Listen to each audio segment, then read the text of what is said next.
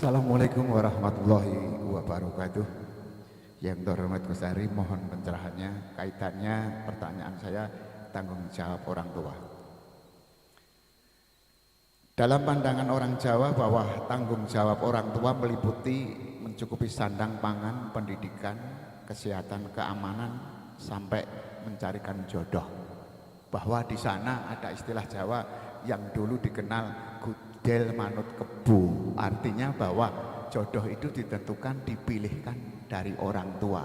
Namun sekarang sudah berbeda, istilah sekarang menjadi kebu manut gudel. Artinya orang tua itu adalah manut pada pilihan dari anaknya sendiri. Pertanyaan, bagaimana pandangan Islam tentang tanggung jawab orang tua kepada keluarga, kaitan atau hubungan dengan surat At-Tahrim ayat 6 yang di sana diterangkan ku anfusikum wa ahlikum naro, jagalah dirimu dan keluargamu dari api neraka. Apakah anak yang sudah dewasa dan berkeluarga atau beristri, baik itu menganut gudel manut kebu atau kebu manut gudel, itu masih tanggung jawab orang tua? Terima kasih. Wassalamualaikum warahmatullahi wabarakatuh. Waalaikumsalam warahmatullahi wabarakatuh. Ini pertanyaannya satu tapi bercabang banyak nih. Nomor satu, pertanyaannya mengandung unsur pelajaran bahasa Jawa. Gudel niku anak kebu, betul? Gudel anak kebu, ini anak jaran apa namanya pun? Belo, betul? Kalau anak sapi apa namanya pun? Pedet. Anak wedus apa namanya pun? Cempe. Satu pelajaran bahasa Jawa berarti ya. Berarti ketika dulu ada istilah gudel manut kebu, berarti anak manut sama pilihannya orang tua. Tapi sekarang yang terjadi di masyarakat terbalik, yaitu kebu manut gudel, orang tua manut keinginan anak. Jawaban kami yang nomor satu adalah bahwa masing-masing punya hak dan tanggung jawab. Menawi kita bahas kewajiban orang tua kepada anak, kita bahas betul-betul detil dan rinci, maka insya Allah kulon jenengan dadi wong tua wedi ajrih. Sebab nopo, tanggung jawab orang tua memang luar biasa kepada anaknya. Sambung sampai kepada yang tadi, mengke anak dadi solah napa mboten, sing tanggung jawab tiyang sepah. Mengke anak dadi wong sing genah napa mboten, sing tanggung jawab tiyang sepah. Kalau membahas tentang kewajiban orang tua kepada anak, luar biasa. Sebaliknya, kalau membahas tentang kewajiban anak kepada orang tua juga luar biasa. Koyo-koyo seakan-akan kita milih ora usah dilahirkan menjadi anak. Sebab apa? Sebab jadi anak itu kewajiban berbakti kepada orang tua juga luar biasa beratnya. Sehingga apa berarti? Ketika kulo matur dumateng tiyang sepah yang di hadapan saya ini orang tua, maka saya baiknya cerita kepada orang tua tersebut bukan tentang haknya orang tua, tapi tentang haknya anak. Misalnya ada orang tua dan anak beda pilihan, entah soal jodoh, entah soal karir, entah soal rumah, entah soal biaya hidup, entah soal apapun. Ada orang tua dan anak ini saling konflik, saling bermusuhan. Maka jangan bayangkan, umpama kulo ketemu kepada orang tua, terus kemudian kulo matur ngeten iki, wah Pak, jenengan niku sebenarnya berhak untuk ditaati oleh anak jenengan. Kudune anak jenengan niku manut dumateng jenengan ngeten. Pas Gus Ari ketemu sama orang tua. Besoknya Gus Ari ketemu sama anaknya, Gus Ari bilang, "Wah, Mas, jenengan niku sebagai anak itu harusnya mendapatkan hak diperhatikan sama orang tua. Keinginan jenengan dituruti sama orang tua. Jenengan harusnya berhak begini." Kepada orang tua Gus Ari bilang haknya orang tua seperti apa, kepada anak Gus Ari bilang haknya anak seperti apa. Kira-kira orang tua dan anak ini ada titik temunya apa enggak? Kira-kira enggak ada. Kenapa enggak ada? Karena masing-masing bertahan pada egonya piyambak-piyambak. Bisa dipahami ya? Bisa dipahami ya? Bisa. Maka yang bagus adalah diwali.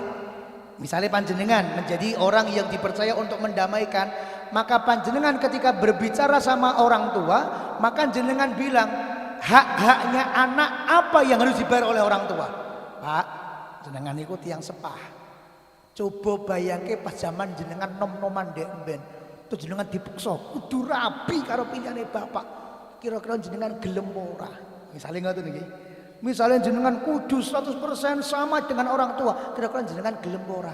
Nek jenengan kira-kira gelem, ya jangan begitu sama anak. Meh piye-piye iki taren karo anake. Piye-piye anake dirembuk sareng-sareng di meja makan. Ketika kita ngomong sama orang tua. Sebaliknya ketika kita ngomong sama anak, di depan kita adalah anak, maka kita bilang, "Mas, kowe iki piye-piye kowe iki anake bapakmu.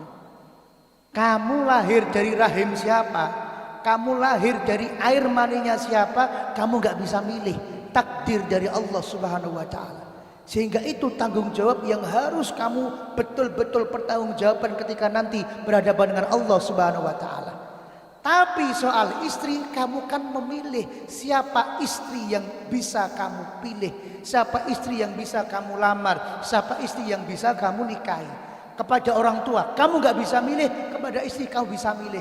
Maka nek meh piye-piye saurunge kowe nembung, saurunge kowe ngene, kowe rembukan sik karo bapak, rembukan sik karo ibu, kira-kira penake piye? Saged dipun pahami nggih? Ketika dua belah pihak sama-sama masih berada di puncak gunung, kira-kira dua puncak gunung disatukan bisa apa enggak, Mbak? Enggak bisa. Yang satu puncak di sebelah kanan, satu puncak di sebelah kiri enggak bisa. Bisanya ketemu gimana? Ketika mereka sama-sama saling bisa turun. Yang di puncak gunung A bisa turun, yang di puncak gunung B bisa turun, akhirnya ketemu di tengah, ketemu di lembah. Lembah itu adalah dataran rendah, bertemunya dua apa? Bertemunya dua gunung. Maka ketika dua orang yang sedang berkonflik tadi itu sama-sama berada di puncak nggak bisa ketemu, maka harus yang satu mau turun, yang satu mau turun sehingga ketemu di tengah. Sehingga jawaban kula, karena di sini ada yang sedang berposisi sebagai orang tua, sekaligus juga ada yang berposisi sebagai anak. Mungkin juga panjenengan sekarang, aku ki dadi wong tuane anak-anakku, tapi sekaligus aku dadi anake wong tuaku. Maka jawabannya pun adalah semua dirembuk pripun amrih sainipun. Tidak ada yang tidak selesai di meja makan, tidak ada yang tidak selesai apabila dimusyawarahkan. Nah, sehingga panjenengan yang berposisi sebagai orang tua, jenengan duduk bersama dengan anak. Jenengan yang jadi anak berposisi sebagai anak, jenengan duduk bersama orang tua, jenengan bikin kriteria calon mantu, kriteria calon bojo. Satu, solehah. Solehah iki sing kaya piye? Khatam Alfiyah. Misale kok solehah iki sing kaya piye? Khatam Fathul Muin. Salah lagi sampai hatam Tuhfatul Murid Syarah Jawahirut Tauhid, misalnya kados ngoten. Sing ora menampilkan wajah di medsosnya, sing ora nganggo katok jin, sing ora ngeten niku direng-reng kriterianya. Terus kemudian yang kedua, standar kecantikannya kaya piye.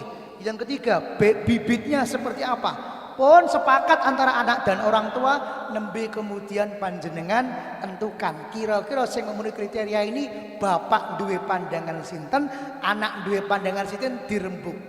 Pokok masing-masing aja gor pokoke. Nek gor pokoke mboten ketemu Pak Samus. Ngoten nggih, nek gor siji pokoke, kono ya pokoke mboten ketemu padha-padha pokoke kok. Maka nek kula matur di depan kula adalah orang tua, maka saya bilang, "Pak, jenengan kelingan mbut zaman nom-noman dek ben. Jenengan nek duwe kehendak terus kemudian dipenging karo wong tuane kan nggih gelo to jenengan. Pun sakniki jenengan dadi wong tua rebukan karo anake.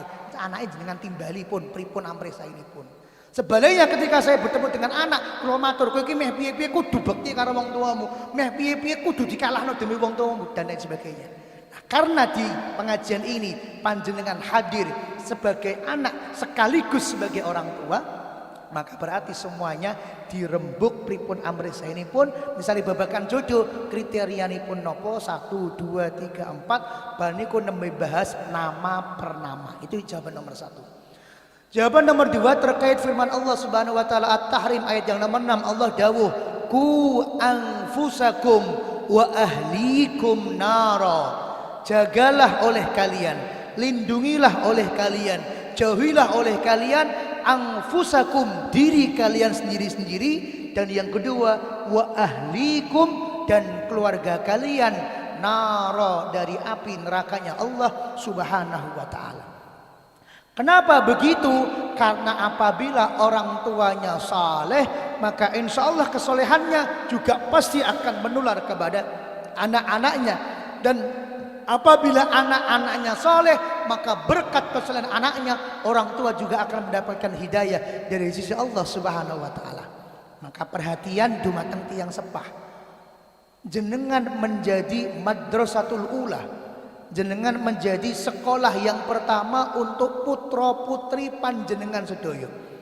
Maka ketika panjenengan punya anak yang anaknya adalah anak yang saleh, maka panjenengan akan mendapatkan banyak pahala dari sisi Allah. Sebab napa?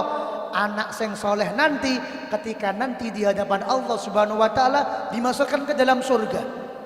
Kemudian ketika dia hendak dimasukkan ke surga, dia tanya kepada malaikat, "Ya malaikat, al-walid ada enggak? Ayahku ada enggak? Walidah ada enggak? Ibu saya ada enggak?" Ketika oleh malaikat dijawab enggak ada, maka dia sowan kepada Allah Subhanahu wa taala. Hadisipun Kanjeng Nabi niki sing kula matur. Maka dia sowan kepada Allah Subhanahu wa taala, kemudian dia bilang, "Ya Allah, dulu saya ngajari saya sholat niku bapakku. Dulu saya ngajari saya puasa itu ibu saya. Dulu saya maksa saya sekolah agama itu bapak saya. Dulu saya nganter saya ke sekolah itu ibu saya. Saya bisa sholat, saya bisa menjadi ulama, saya bisa ngaji, saya bisa baca kitab, saya bisa hafal hadis, saya bisa hafal Quran, saya bisa menjadi soleh, saya bisa begini. Itu berkat ayah dan ibu saya. Lakas ane kan jalan lebok kita ngerokok, ya Allah, tolong angkat bapak dan ibu saya masuk ke dalam surganya Allah Subhanahu wa taala. Itu ada hadisnya. Surganya orang tua menjadi masuk surga gara-gara anaknya menjadi anak yang soleh. Tapi sayangnya juga ada hadis yang sebaliknya, yang dimana orang tuanya sudah tercatat masuk ke dalam surganya Allah secara hitung-hitungan amal soleh. Harusnya dia masuk ke dalam surganya Allah. Begitu hendak berjalan menuju surganya Allah, malaikat manggil, "Ya Amat Rifai ini." Akhirnya orang itu kemudian dipanggil, "Iki ono protes saka anakmu. Anakmu ora trimo nek jenengan masuk surga. Anak jenengan protes, ya Allah. Dulu saya enggak sholat, saya dibiarkan sama orang tua saya. Dulu saya enggak puasa Ramadan, saya didiamkan sama orang tua saya. Saya enggak ditegur, saya enggak dipaksa, saya enggak diarahkan. Ya namanya anak, ya karakternya karakter main, ya Allah. Tapi saya enggak ditegur, saya enggak dikasih hukuman, saya enggak dikasih hadiah apabila saya beramal soleh. Saya enggak dipingin-pingini amal soleh. Pokoknya saya dijarno neng dimau, dijarno sama orang tua saya. Maka kalau jadi ngeten iki nggih, mboten salah kula ya Allah." Akhirnya orang tua goro-goro hitung-hitungan surga, akhirnya jadi masuk neraka gara-gara ditarik oleh anaknya. Karena anaknya merasa dia menjadi orang pemaksiat gara-gara dibiarkan, didiamkan, tidak diberikan pendidikan dari orang tuanya. Jadi nek cara Jawa swarga. Swarga napa? Swarga katut, neraka nunut. Napa swarga nunut, neraka katut? Nggih. Pripun? Swarga nunut, neraka katut. Itu ada di dalam syariat. Jadi ada keterangan dari hadis-hadisnya Rasulullah yang orang itu masuk surga nunut. Ada. Dianya sebenarnya enggak berat, tapi barokah orang-orang terdekatnya sehingga bisa diberikan syafaat oleh orang-orang terdekatnya, ada. Tapi juga sebaliknya, neraka katut, di mana ada orang-orang terdekatnya yang menjadi orang-orang penghuni neraka. Gara-gara itu berada pada tanggung jawabnya, maka dia kemudian masuk ke dalam nerakanya Allah Subhanahu wa taala. Maka seorang laki-laki dia bertanggung jawab kepada siapa? Bertanggung jawab kepada satu, ibunya. Yang kedua kepada adiknya, dan yang ketiga kepada istrinya, dan yang keempat kepada anaknya. Jadi laki-laki ini bertanggung jawab kepada empat perempuan ini. Satu, ibunya, dua, adiknya, yang ketiga istrinya, yang keempat anaknya. Maka dadi wong lanang iki abot, dadi wong lanang. Ngono Mbak ya, dadi karo wong lanang aja mbok seneni terus ya Mbak ya. Hei ya, Ayo dia orang apa tanggung jawabnya kepada siapa? Kepada ibunya, kepada kakak perempuan dan adik perempuannya, kepada istrinya, dan yang keempat kepada anaknya. Laki-laki yang beres, maka insya Allah ibunya juga akan bisa dia tarik menuju kepada surganya Allah, kakak adiknya dia tarik menuju surganya Allah, istrinya dia tarik menuju surganya Allah, dan anak-anaknya dia tarik menuju surganya Allah. Tapi kok sampai perempuan-perempuan ini ternyata didiamkan, tidak diberikan pendidikan yang baik, sampai dia menjadi seseorang yang jauh dari Allah, maka tanggung jawabnya ada pada diri laki-laki tersebut.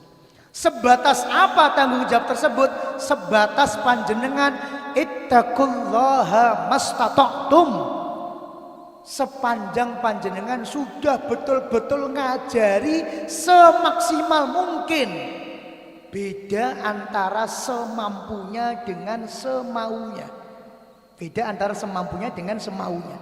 Nek jenengan diem saja, jenengan ndak cerewet, jenengan ndak cerigis, jenengan ndak peduli, jenengan ndak mau tahu bagaimana keadaan keluarga jenengan, kok kemudian keluarganya jenengan menjadi ahli neraka, maka salahnya jenengan berarti. Kenapa? Oh jenengan sembrono kok. Ibarat punya HP baru, ndak dikasih pelindung, ndak dikasih soft case, ndak dikasih tempered glass, deke HP ya dideleh sak-sake, dibalang-balang. Ngoten niku nek rusak wajar napa mboten berarti? Wajar. Itu salahnya jenengan sembrono. Tapi kalau jenengan sudah berusaha maksimal, ngajak dengan metode yang luar biasa, dipingin-pingini nak, aku nek poso, kok bapak kasih hadiah ya, mau jenengan cah cilik.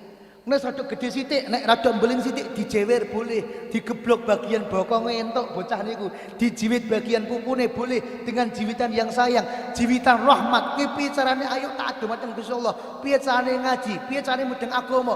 Sudah maksimal pendidikan dan pengawasan panjenengan, kok masih menjadi ahli neraka, maka telah jenengan terbebas dari ancaman Allah Subhanahu wa taala untuk jenengan tidak menjaga putra-putri panjenengan. Jadi batasanipun di mana?